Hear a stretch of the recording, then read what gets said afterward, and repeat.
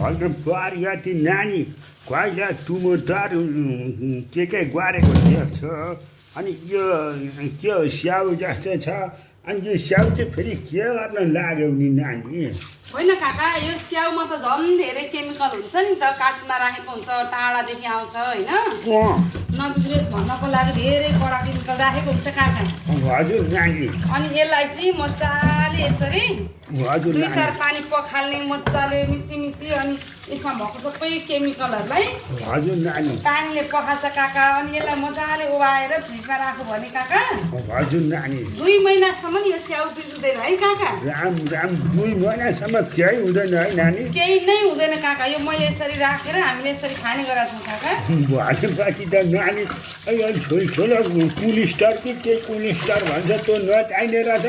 गाउँघरकै यो आइडियाले गजब कुलिस्टरको काम गर्दो रहेछ है त नानी हो काका यो त अब पोलिस्टरमा राखेर हामीले खाना ल्याएको स्याउ हो नि त काका नानी अनि हामीले यतिकै पोकाइराख्यौँ भने यसलाई सफा गरेनौँ भने यसो केमिकलले बाफेर झन् स्याउ बिग्रिन्छ काका हजुर नानी अनि यसलाई धोएर सफा गरेर राख्यो भने चाहिँ मैले 2 महिनासम्म राखेर खाएको छु काका लु गजब अर्को आइडिया सिका तिमी त बडा आइडियावाली भयो क्या पार्वती नानी म त एउटा आइडिया सेन्टर खोल्ने बेला हो